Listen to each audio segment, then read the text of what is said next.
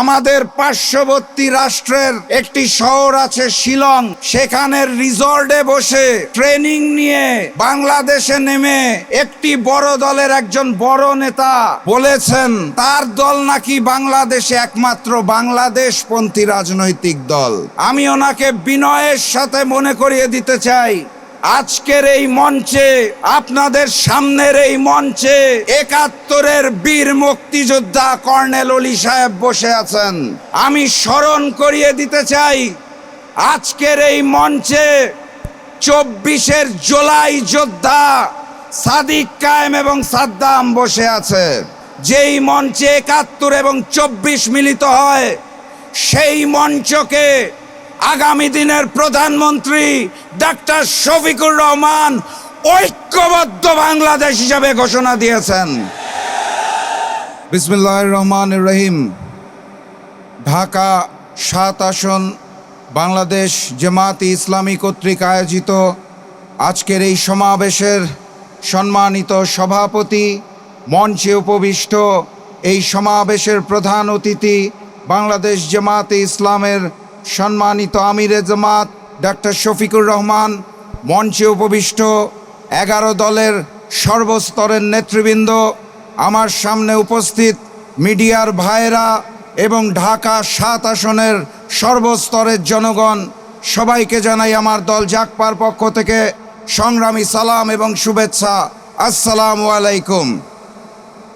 সংগ্রামী সাথী এবং বন্ধুগণ, আজকে আমার সামনে এবং আমার ডান পাশে ঢাকা ৭ আসনের ভাইয়েরা বসে রয়েছে, আমার বাম পাশে ঢাকা ৭ আসনের বোনেরা বসে রয়েছে। আমি শুধু পাঠ্যপুস্তকে পড়েছিলাম মুহাম্মদ সাল্লাল্লাহু আলাইহি সাল্লামের সময় সকল যুদ্ধে পুরুষ এবং নারীরা একসাথে সেই যুদ্ধে অবতীর্ণ হতো ইসলামের জন্য। আজকে ঢাকা ৭ আসনের এই জনসভা দেখে আমার মনে হচ্ছে সেদিনের মতো ঢাকা ৭ আসনের ভাই এবং বোনেরা একত্রিত হয়েছে আগামী ১২ তারিখের যুদ্ধে লিপ্ত হওয়ার জন্য। অতএব আগামী ১২ তারিখ সর্বপ্রথম গণভোটে হ্যাঁ জয়যুক্ত হবে। তারপরে এই যুদ্ধে ইনসাফের প্রতীক দাঁড়িপাল্লাকে আমরা জয়যুক্ত করব ইনশাআল্লাহ। ১২ তারিখের যুদ্ধের জন্য আপনারা প্রস্তুত আছেন? সংগ্রামী সাথী এবং বন্ধুগণ, আমাদের পার্শ্ববর্তী রাষ্ট্রের একটি শহর আছে শিলং, সেখানের রিসর্টে বসে ট্রেনিং নিয়ে বাংলাদেশে নেমে একটি বড় দলের একজন বড় নেতা বলেছেন তার দল নাকি বাংলাদেশে একমাত্র বাংলাদেশপন্থী রাজনৈতিক দল। আমি ওনাকে বিনয়ের সাথে মনে করিয়ে দিতে চাই, আজকের এই মঞ্চে, আপনাদের সামনের এই মঞ্চে ৭১-এর বীর মুক্তিযোদ্ধা কর্নেল অলি সাহেব বসে আছেন। আমি স্মরণ করিয়ে দিতে চাই, আজকের এই মঞ্চে ২৪-এর জুলাই যোদ্ধা সাদিক কায়েম এবং সাদ্দাম বসে আছে। যেই মঞ্চে ৭১ এবং ২৪ মিলিত হয়, সেই মঞ্চকে আগামী দিনের প্রধানমন্ত্রী ডাক্তার শফিকুর রহমান ঐক্যবদ্ধ বাংলাদেশ হিসাবে ঘোষণা দিয়েছেন। অতএব ঢাকা ৭ আসনে দাঁড়িপাল্লাকে জয়যুক্ত করে আমরা এই আসনটি আগামী দিনের প্রধানমন্ত্রী ডাক্তার শফিকুর রহমানকে উপহার দেব ইনশাআল্লাহ। ওই দলকে স্পষ্ট ভাষায় জানিয়ে দিবেন, এটাই ঐক্যবদ্ধ বাংলাদেশ, এটাই বাংলাদেশ, এটাই আগামীর বাংলাদেশ, ইনসাফের বাংলাদেশ ইনশাআল্লাহ। সংগ্রামী সাথী এবং বন্ধুগণ, বক্তব্য দীর্ঘায়িত করব না। আপনারা যার বক্তব্য শুনতে এসেছেন, আজকের প্রধানমন্ত্রী তিনি ঘোষণা দিয়ে দিয়েছেন আগামীর বাংলাদেশে কোনো চাঁদাবাজি হবে না এবং হতে দেওয়া হবে না, কোনো বৈষম্য হবে না, হতে দেওয়া হবে না। কোনো আধিপত্যবাদের সামনে এই ঐক্যবদ্ধ বাংলাদেশ মাথা নত করবে না ইনশাআল্লাহ। অতএব 12 তারিখ গণভোটে হাকে জয়যুক্ত করতে হবে। আমাদের প্রিয় ভাই এনায়েত ভাইকে দাঁড়িপাল্লায় জয়যুক্ত করতে হবে। আমরা পারবো তো নাকি? তাহলে স্লোগান দিয়ে শেষ করে দেই। যেই স্লোগান শুনে আগের জালেমের বুক কাঁপতো, নতুন জালেমেরও বুক কাঁপে। হবে নাকি স্লোগান? নারায়ে তাকবীর, নারায়ে তাকবীর, নারায়ে তাকবীর। আবারও দেখা হবে, আবারও কথা হবে ইনশাআল্লাহ। বিজয়ের পথে যাত্রা শুরু, জীবন অথবা মৃত্যু। আসসালামু আলাইকুম। জনাব আব্দুর রহমান, মঞ্চে উপবিষ্ট 11 দলীয় জোটের নেতৃবৃন্দ, উপস্থিত ছাত্র সমাজের উদীয়মান নেতা, বাংলাদেশ ইসলামী ছাত্র শিবিরের কেন্দ্রীয় সভাপতি জনাব নুরুল ইসলাম সাদ্দাম, উপস্থিত আছেন এদেশের শিক্ষা জগতের আশা আকাঙ্ক্ষার প্রতীক ঢাকা বিশ্ববিদ্যালয়ের সবচাইতে প্রতিযোগিতামূলক নির্বাচনের বিজয়ী ভিপি, আমাদের প্রিয় সন্তান সাদিক কায়েম, তার সাথে উপস্থিত ডাকসুর অন্যান্য নেতৃবৃন্দ, বিভিন্ন দলের নেতৃবৃন্দ, প্রিয় ভাইয়েরা, আমরা হাফেজ এনায়েতুল্লাহ ভাইয়ের নির্বাচনী জনসভায় যোগদান করেছি। প্রধান অতিথি হিসেবে বক্তব্য রাখবেন বাংলাদেশ জামায়াত ইসলামী সম্মানিত আমির জনাব ডাক্তার শফিকুর রহমান। কেন্দ্রীয় নেতৃবৃন্দ সহ উনি কিছুক্ষণের মধ্যেই আমাদের মঞ্চে এসে উপস্থিত হবেন ইনশাআল্লাহ। সম্মানিত ভাইয়েরা, জাতি চাতক পাখির মতো তাকিয়ে আছে আগামী 12ই ফেব্রুয়ারির জন্য। দীর্ঘ বছর পরে ভোট কি, কিভাবে দিতে হয় এদেশের মানুষ ভুলে গিয়েছিল। সেই প্রতীক্ষিত দিনটি আগামী 12ই ফেব্রুয়ারি। এই 12 ফেব্রুয়ারিতে এদেশের যুব সমাজ সহ এদেশের সাধারণ মানুষ, কৃষক, শ্রমিক, প্রান্তিক জনগোষ্ঠী সবাই তাদের মতামত দিবে এবং দিয়ে একটি কল্যাণ রাষ্ট্রে পরিণত করার জন্য বাংলাদেশকে তারা ভূমিকা রাখবে ইনশাআল্লাহ। আমরা দীর্ঘ বছর পর্যন্ত নির্যাতিত ছিলাম। আমরা ভাবতে পারিনি যে এই আলিয়া মাদ্রাসা ময়দানে আমরা এইভাবে বক্তব্য রাখতে পারবো, এ ধরনের একটি অনুষ্ঠান হবে, আমরা ভুলে যেতেই বসছিলাম। কিন্তু আল্লাহর পক্ষ থেকে এমন একটা শক্তি নাজিল হলো, ওই ঢাকা বিশ্ববিদ্যালয়ের বুক ফেটে এদেশের তরুণ ছাত্র ছাত্রীরা নেতৃত্ববিহীন অবস্থায় সমন্বয়ক হয়ে উই ওয়ান ফর জাস্টিস এই স্লোগান দিয়ে সব এক হয়ে গেল। আমরা বসে বসে ভাবছিলাম এটা কি কখনো সম্ভব? আমরা তো বয়স্ক হয়ে গেছি, বৃদ্ধ হয়ে গিয়েছি, আমরা ভাবতে পারছিলাম না যে যুবকরা এটা পারবে। কিন্তু যেদিন ফ্যাসিস্ট হাসিনার মুখ থেকে বেরোলো মুক্তিযোদ্ধার নাতিপুতিরা পাবে নাকি রাজাকারের নাতিপুতি পাবে, এই এক শব্দে পুরো দেশ পাল্টে গেল। ঢাকা বিশ্ববিদ্যালয় অগ্নিগর্ভে রূপান্তরিত হলো।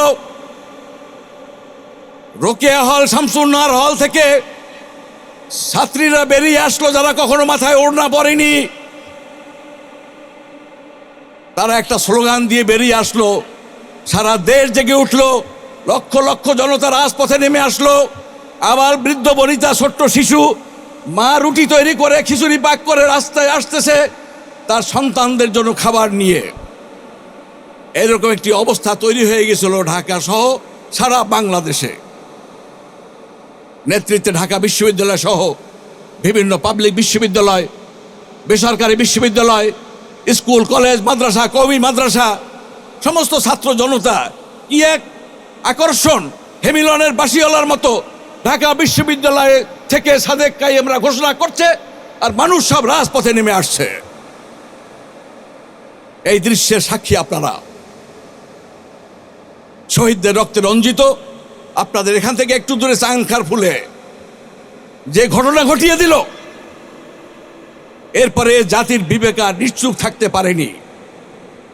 পট পরিবর্তন হয়ে গেল, ফ্যাসিস্ট হাসিনা পালিয়ে গেল, তার যে সমস্ত কর্মী বাহিনীরা থাকলো ওদেরকে ফেলে দিয়ে বাক্স পেটরা নিয়ে চলে গেল। কি দেখতে পেলাম? একটি পরিবর্তন হয়ে গেল। আমরা এদেশের মানুষ আশায় বুক বাঁধলাম। নির্বাচন আসলো, ডাকসু, রাকসু, জাকসু, জকসু সহ চাকসু, নানান ষড়যন্ত্র হলো। এই ধরনের তরুণ নেতৃত্বরা বলিষ্ঠতার সাথে সমস্ত কূটকৌশলকে বানচাল করে দিয়ে এই মিনি পার্লামেন্টগুলো দখল করে নিল, বিজয়ী করলো। ছাত্রছাত্রীরা নানান রকমের কটূক্তির মধ্য দিয়ে তারা এই মিনি পার্লামেন্টগুলোকে বিজয়ী করে দিল। সম্মানিত ভাইয়েরা, তাতে বোঝা যাচ্ছে তরুণরা যেদিকে এগোয় সারা দেশ সেদিকে এগোয়। আমরা কখনো বলি নাই যে এই নির্বাচনের প্রভাব জাতীয় নির্বাচনে পড়বে, কিন্তু দেখা গেল ওনরাই বলে উঠলেন। কেন বললেন? ঘরের ভিতরে কেড়ে কলা খাই না, একই অবস্থা হয়ে গেল। ওনরাই বললেন আগে, যেমন ওবায়দুল কাদের বলছিল, ওনাকে বলে নাই যে পালিয়ে যাবেন, উনি নিজে নিজেই বললেন পালিয়ে যাব না। ঠিক একই কায়দায় ওনরা বললেন এই নির্বাচনের প্রভাব জাতীয় নির্বাচনে পড়বে না। তো যদি নাই পড়ে তাহলে শাহজালাল বিশ্ববিদ্যালয় নির্বাচন বন্ধ করার জন্য এত প্রচেষ্টা কেন? তাহলে বোঝা যাচ্ছে আপনারা এটাকে ভয় পাচ্ছেন। তরুণ নেতৃত্ব যেখানে এগিয়ে যায় সেখানে ওই বস্তা বসা নেতৃত্ব আর কোনো কাজে লাগে না। আপনারা এখন বলতেছেন আপনারা নির্বাচন আসছেন, আপনারা কি করবেন সেটা বলবেন। আপনারা বলতেছেন জামাত তো কখনো ক্ষমতায় যায়নি, তাই বুঝতে পারতেছে না যে কি হবে। আমরা বলতেছি আমরা নির্বাচনে যাই নাই, কিন্তু সরকারে যাই নাই, কিন্তু সরকারে যেতে সহযোগিতা করেছি। দ্বিতীয়বার 2টা মন্ত্রী নিয়ে 3টা মন্ত্রণালয় চালিয়েছিল আমাদের শীর্ষ নেতৃবৃন্দ, যার কারণে তাদেরকে ফাঁসিতে ঝুলিয়ে দেওয়া হয়েছিল। কারণ একটাই, সততা। তাদেরকে খুঁজে দুর্নীতি পাওয়া যায়নি। আমরা পারবো না। সাক্ষী তো এদেশের 3টা শিল্প মন্ত্রণালয় সহ কৃষি মন্ত্রণালয় এবং সমাজ কল্যাণ মন্ত্রণালয়। আমরা দেখিয়ে দিয়েছি যে সততার সাথে কিভাবে মন্ত্রণালয় পরিচালনা করা যায়, নিজের খেয়ে কিভাবে মন্ত্রণালয় পরিচালনা করা যায়। হোটেল শেরাটন থেকে খাবার না এনে বাড়ি থেকে রুটি বানিয়ে নিয়ে অথবা 2টা লেক্সাস বিস্কুট এবং 1 কাপ রুটি খেয়ে কিভাবে মন্ত্রণালয় চালানো যায় আমাদের মতিউর রহমান নিজামী এবং আলী হাসান মুজাহিদ দেখিয়ে দিয়ে গেছেন। কাজে আপনাদের ওই কথা কোনো কাজে লাগবে না। এ জাতি সাক্ষী যে সততার সাথে ওই ওমর তৈরি করে, ওই সৎ চরিত্রবান নির্লোভ মানুষ তৈরি করে বাংলাদেশ জামাত ইসলামী কিভাবে মন্ত্রণালয় চালানো যায় সেটা দেখিয়ে দিয়েছে। আপনারা কত দেখতে চাচ্ছেন? অনেক উদাহরণ আছে, উদাহরণ দিয়ে সময় নষ্ট করব না। তবে জাতি এইবার একতাবদ্ধ হয়েছে। সারা দেশে একটাই স্লোগান উঠতেছে, মার্কাটা কি? সততার প্রতীক, ন্যায় ইনসাফের প্রতীক। এই দাঁড়িপাল্লা নিয়ে আমাদেরকে এই ঢাকাকে বিজয়ী করতে হবে। সরকার গঠন করতে হলে ঢাকায় বিজয়ী হতে হবে। সে ঢাকায় যদি বিজয়ী হতে হয় তাহলে এনায়েতুল্লাহ ভাই সহ পুরান ঢাকা আগে আমাদের বিজয়ী হতে হবে। সম্মানিত এলাকাবাসী, এই জন্য আমি আপনাদেরকে অনুরোধ করব যে আসেন, আমরা একজন সৎ নেতা পেয়েছি, একজন হাফেজে কোরআন, আল্লাহু আকবার, একজন শিল্পপতি, একজন বড় ব্যবসায়ী, একজন কোরআনে হাফেজ। চেহারা দেখলে বোঝা যায় ওখানে কোনো মলিনতা নাই, কোনো দুর্নীতির ছাপ নাই, কোনো কূটকৌশলের স্থান নাই। ওখানে সৎ চরিত্রবান নেতৃত্ব যদি তৈরি করতে হয়, আপনাদের এই এলাকা থেকে, ঢাকা 7 আসন থেকে আমাদের আদেল সাহেবের ছেলে বলেছে এবং অন্যান্য নেতৃবৃন্দ বলেছে, একজন নেতা একবার আমরা পরীক্ষা করে দেখি যে ওনার চাঁদাবাজির দরকার হয় কিনা, ওনার ঘরে খাবার আছে কিনা, ওনার আরেকটা ঘর তৈরি করতে হবে কিনা, একবার আমরা পরীক্ষা করি। বাংলাদেশ জামাত ইসলামী এইবার সারা দেশে আমাদের 11 দলীয় জোট আলহামদুলিল্লাহ একটা আস্থার জায়গায় রূপান্তরিত হয়েছে। সারা জাতি 11 দলীয় জোটের দিকে তাকিয়ে আছে। আমরা আহ্বান করব শীর্ষ নেতৃবৃন্দকে, আমাদেরকে মাঠে নেমে পড়তে হবে এবং এই তরুণ নেতৃত্ব সহ আমাদেরকে দেশের পরিবর্তনের জন্য ভূমিকা রাখার জন্য ঝাঁপিয়ে পড়তে হবে। আমি সেই আহ্বান জানিয়ে আপনাদের সবাইকে মোবারকবাদ জানিয়ে দাঁড়িপাল্লার বিজয়কে সুনিশ্চিত করার জন্য আহ্বান জানিয়ে আমি আমার কথা শেষ করছি। আল্লাহ হাফেজ। বাংলাদেশ জিন্দাবাদ, বাংলাদেশ জামাত ইসলামী জিন্দাবাদ। ঢাকা 7 আসনে দাঁড়িপাল্লা বিজয়ী হোক। আসসালামু আলাইকুম রহমতুল্লাহ।